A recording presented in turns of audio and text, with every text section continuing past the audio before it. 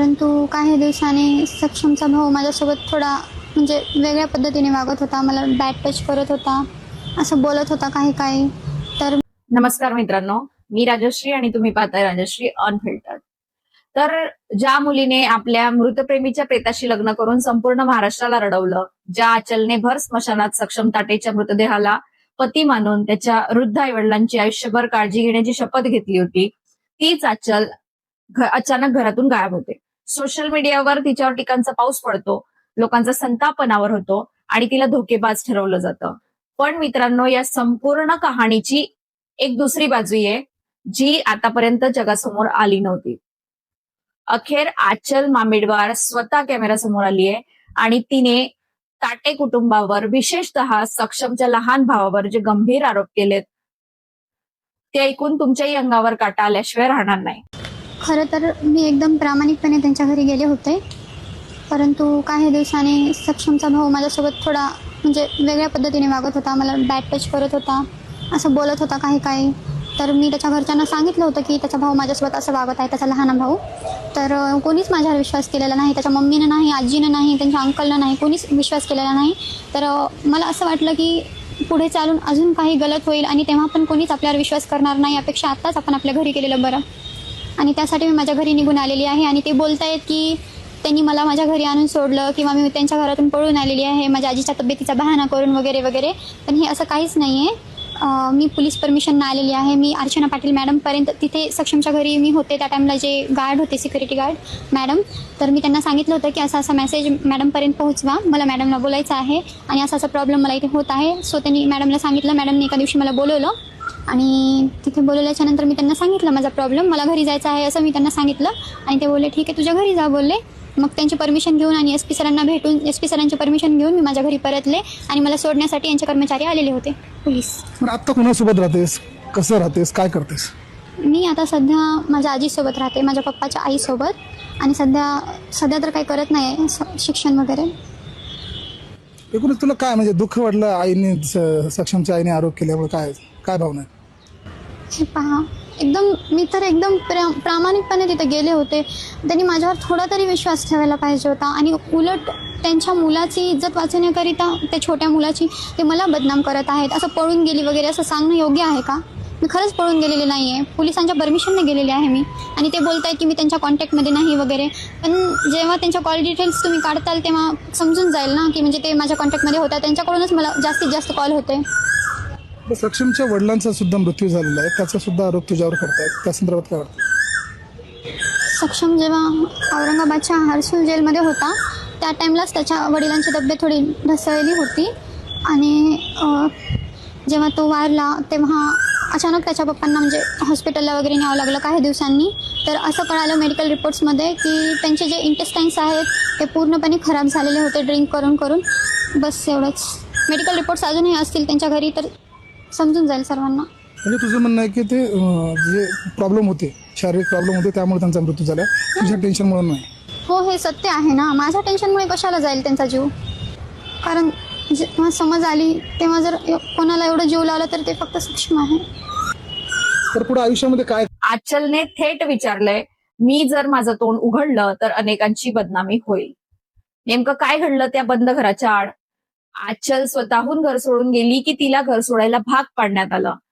सत्य काय आहे आणि आभास काय? आजच्या या विशेष विश्लेषणामध्ये आपण या प्रकरणाचा अगदी पाळामुळा सकट तपशील घेणार आहोत. हा व्हिडिओ शेवटपर्यंत बघा, कारण या प्रकरणातील प्रत्येक वळण तुम्हाला विचार करायला लावेल. हे संपूर्ण प्रकरण समजून घेण्यासाठी आपल्याला काही महिने मागं जावं लागेल. नांदेडमधील इतवारा परिसरात आंतरजातीय प्रेम संबंधातून 19 वर्षांच्या सक्षम ताटेची अत्यंत निर्घुण हत्या करण्यात आली होती. सक्षम एका वेगळ्या समाजाचा होता आणि आचलच्या घरच्यांना हे नातं मंजूर नव्हतं. प्रेमाला जातीच्या भिंती आडव्या आल्या आणि त्यातूनच घडलं एक भयानक ऑनर किलिंग. आरोप असा आहे की आचलच्या वडिलांनी आणि कुटुंबातील इतर सदस्यांनी लग्नाची बोलणी करण्याच्या बहाण्याने सक्षमला आपल्या घरी बोलावलं, त्याचा पाहुणचार केला, चहा पाणी दिलं आणि त्यानंतर अचानक त्याच्यावर गोळ्या झाडल्या. एवढ्यावरच त्या नराधमांचं मन भरलं नाही, तर त्याचं डोकं दगडाने ठेचून त्याची हत्या करण्यात आली. या घटनेने अख्खा महाराष्ट्र हादरला. पण या क्रूरतेच्या रात्रीनंतर एक अशी अभूतपूर्व गोष्ट घडली ज्याची इतिहासाने कधी नोंद घेतली नव्हती. सक्षम तर या जगातून गेला होता, पण आचलने त्याच्यावरचं प्रेम सिद्ध करण्यासाठी एक अतिशय धाडसी आणि भावनिक निर्णय घेतला. तिने सक्षमच्या मृतदेहासोबत प्रतिकात्मक विवाह केला. सक्षमच्या चितेसमोर त्याच्या प्रेताला साक्षी मानून तिने ताटे कुटुंबाची सून म्हणून राहण्याची आणि सक्षमच्या आई वडिलांची सेवा करण्याची शपथ घेतली. लोक आचलच्या त्या त्यागाला सलाम करत होते. पण मित्रांनो, पडद्यावर जे दिसतं ते नेहमीच पूर्ण सत्य नसतं. या भावनिक नात्याच्या मागे दुःखाचं आणि वादाचं एक नवीन वादळ घोंगावत होतं, ज्याची परिणिती आज आपण पाहणार आहोत. सक्षमच्या निधनाचा धक्का ताटे कुटुंबाला सहन होणारा नव्हता. सक्षमच्या मृत्यूनंतर अवघ्या काही महिन्यातच त्याच्या वडिलांचेही तीव्र मानसिक धक्क्याने निधन झाले. घरात उरली फक्त सक्षमची वृद्ध आई, संगीता ताटे आणि त्याचा भाऊ, आणि त्याच्या आईसोबत राहत होती आचल. पण काही दिवसांपूर्वी संगीता ताटे अचानक प्रसारमाध्यमांसमोर आल्या आणि त्यांनी आचलवर अत्यंत गंभीर आरोप केले. त्यांनी सांगितलं की आचल अचानक कोणालाही न सांगता आजीच्या आजारपणाचं खोटं कारण काढून घर सोडून निघून गेली. संगीता ताटे यांची वेदना काय होती त्या म्हणाल्या, आचलने घर सोडल्यामुळे त्यांना खूप त्रास झाला, धक्का बसला आणि म्हणून त्यांना काळजी वाटते की काय झालं असं. सक्षमच्या न्यायासाठी आज त्यांना या वयात एकट्याने लढावं लागतंय असं त्यांचं म्हणणं होतं. आचलच्या अचानक जाण्यामुळे संपूर्ण सोशल मीडियावर तिच्या विरोधात वातावरण तयार झालं. लोकांनी कमेंट्स करायला सुरुवात केली की मुलींवर कधीच विश्वास ठेवायचा नाही. ती फक्त सहानुभूती मिळवण्यासाठी तिथे राहत होती. पण विचार करा मित्रांनो, जी मुलगी समाजाची, स्वतःच्या कुटुंबाची पर्वा न करता एका मृतदेहाशी लग्न करू शकते, ती फक्त 3.5 महिन्यात अशी अचानक का बदलू शकते? आता तिचं हे वागणं खरंय खोटंय माहित नाही, पण यामागे नक्कीच काहीतरी मोठी गुंतागुंत असणार का? आणि अखेर तेच घडलं. आचलने मौन सोडलं आणि समोर आलं एक धक्कादायक सत्य. आपल्यावर होणाऱ्या सततच्या आरोपानंतर आचल मामेडवार हिने अखेर आपली भूमिका स्पष्ट केली आहे आणि तिने जे दावे केलेत त्याने या प्रकरणाला संपूर्णपणे वेगळंच वळण दिलं. आचलने सक्षमच्या कुटुंबावर आणि तिथल्या वातावरणावर अत्यंत खळबळजनक आरोप केलेत. आचलचं म्हणणं आहे की सक्षमच्या मृत्यूनंतर तिने अतिशय प्रामाणिकपणे ताटे कुटुंबासोबत राहण्याचा निर्णय घेतला होता. तिला सक्षमच्या आईची सेवा करायची होती, पण त्या घरात तिच्यासोबत काहीतरी वेगळंच घडत होतं. आचलने थेट आरोप केलाय की त्या काळात सक्षमच्या लहान भावाकडून तिला अत्यंत अयोग्य आणि वाईट वागणूक मिळत होती. नुसती वाईट वागणूकच नाही तर आचलने अत्यंत गंभीर दावा केलाय की त्या लहान भावाने वारंवार चुकीच्या पद्धतीने तिला स्पर्श करण्याचा प्रयत्न केला. विचार करा, ज्या मुलाच्या आठवणीत ती त्या घरात सून म्हणून राहतीये त्याच मुलाचा लहान भाऊ तिच्याशी गैरवर्तन करत होता का? आचलच्या दाव्यानुसार हा मानसिक आणि शारीरिक त्रास तिच्यासाठी असह्य झाला होता. तिने पुढे असंही सांगितलं की या प्रकाराबाबत तिने सक्षमच्या आईला म्हणजे संगीता ताटे यांनाही माहिती दिली होती. पण दुर्दैवाने सक्षमच्या आईने या अत्यंत गंभीर समस्येकडे पूर्णपणे दुर्लक्ष केलं. आईने आपल्या स्वतःच्या मुलाला पाठीशी घातलं आणि आचलच्या वेदनेकडे कानाडोळा केला, असा थेट आरोप आचलने केलाय. आचल पुढे काय म्हणते ते खूप महत्वाचं आहे.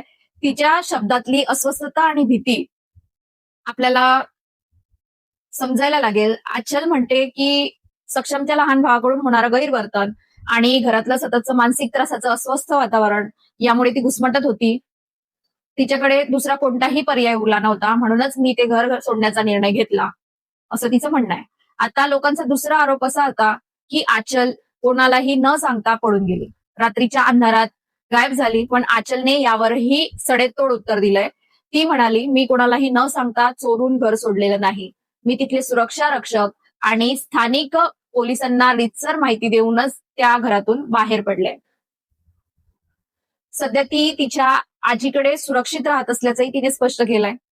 पण सर्वात मोठी चेतावणी आचलने व्हिडिओच्या शेवटी दिली. ती म्हणाली, फक्त आपल्या मुलाची बदनामी होऊ नये म्हणून आज माझ्यावर पळून गेल्याचे खोटे आरोप केले जात आहेत. जर मी माझं तोंड उघडलं तर या प्रकरणाची संबंधित अनेकांची न भरून निघणारी बदनामी होईल. आचलचा हा इशारा थेट कोणाकडे आहे? ताटे कुटुंबातील आणखी किती गुपिते तिला माहिती आहेत? हा खरोखरच एक मोठा रहस्याचा भाग आहे की यातही अजून तिचं काहीतरी प्लॅनिंग असू शकतं किंवा खोटं बोलू शकते किंवा काय ते पुढे येईल सत्तेसमोर. पण आता या प्रकरणात आणखी कोण आहे जो आधीच्या माहितीतून समोर आला होता? सक्षमच्या कुटुंबाचा दावा होता की घर सोडण्यापूर्वी आचल तिच्या काकांच्या सतत संपर्कात होती आणि काकांच्या सांगण्यावरून तिने चाटे कुटुंबाशी संपर्क तोडला. आता या गोष्टीकडे जर आपण आचलच्या नवीन आरोपांच्या दृष्टीने पाहिलं तर एक नवा तर्क लावता येऊ शकतो. जर एखाद्या मुलीसोबत घरात गैरवर्तन होत असेल तर ती साहजिकच आपल्या हक्काच्या आणि विश्वासाच्या नातेवाईकांशी संपर्क साधेल आणि त्याच्याच मदतीने त्या त्रासातून बाहेर पडण्याचा प्रयत्न करेल. पण इथे हे लक्षात ठेवणं खूप गरजेचं आहे की आचल मामिडवार हिने केलेले हे सर्व आरोप तिचे वैयक्तिक दावे आहेत. खरं काय हे फक्त तिला माहितीये. सक्षमच्या ताटे कुटुंबाशी किंवा त्यांच्या वकिलांशी या विशिष्ट आरोपांवर अधिकृत प्रतिक्रिया अद्याप समोर आलेली नाही. ऑनर किलिंगच्या मुख्य प्रकरणात आचलच्या वडिलांसह तिच्या कुटुंबातील अनेक सदस्यांवर आधीच गुन्हे दाखल झालेत आणि ते पोलिसांच्या कारवाईला सामोरे पण जात आहे. त्यामुळे या दोन्ही बाजूंच्या संघर्षात नक्की कोण खरं बोलतंय आणि कोण खोटं बोलतंय हे कायद्याच्या आणि पोलिसांच्या तपासानंतरच अधिक स्पष्ट होईल. पण एक गोष्ट मात्र नक्की की या संपूर्ण वादळात सक्षम ताटे या तरुणाच्या हत्येचा मुख्य मुद्दा कुठेतरी मागे पडत चाललाय का, अशी भीती आता वाटायला लागलीय. मित्रांनो, नांदेडचं हे सक्षम ताटे आणि आचल मामिडवार प्रकरण सुरुवातीला फक्त एका ऑनर किलिंग आणि अमर प्रेमाची कहाणी वाटत होतं. पण आज ते आरोप प्रत्यारोपांच्या एका अशा गर्तेत अडकलंय जिथे प्रत्येक नाते आणि प्रत्येक शब्द संशयाच्या भोवऱ्यात आहे. एका बाजूला आपला तरुण मुलगा आणि पती गमावलेली एक वृद्ध हताश आई आहे, तर दुसऱ्या बाजूला मृत पतीच्या घरात स्वतःच्या सुरक्षिततेसाठी आणि स्वाभिमानासाठी लढणारी एक गंभीर आरोप करणारी एक तरुण मुलगा आणि सून आहे. सत्य काय आहे हे न्यायालयाचा तपास ठरवेलच, पण एक समाज म्हणून आपल्याला विचार करावा लागेल की सोशल मीडियावर कोणत्याही एका बाजूची कथा ऐकून कोणालाही थेट विलन किंवा धोकेबाज ठरवणं कितपत योग्य आहे. आचलने केलेले हे आरोप अत्यंत गंभीर आहेत आणि त्याची सखोल चौकशी झालीच पाहिजे.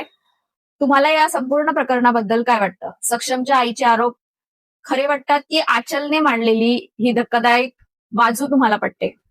तुमच्या प्रतिक्रिया कमेंट बॉक्समध्ये नक्की नोंदवा. हा व्हिडिओ जास्तीत जास्त शेअर करा जेणेकरून प्रकरणाच्या दोन्ही बाजू लोकांसमोर येतील. व्हिडिओ आवडला असल्यास लाईक करा आणि अशाच सखोल सत्य आणि तपासात्मक विश्लेषणासाठी माझ्या चॅनलला सबस्क्राईब करायला विसरू नका. पुन्हा भेटूया एका नवीन आणि सत्य घटनेच्या विश्लेषणासह. तोपर्यंत पाहत रहा माझे चॅनल. धन्यवाद. जय हिंद.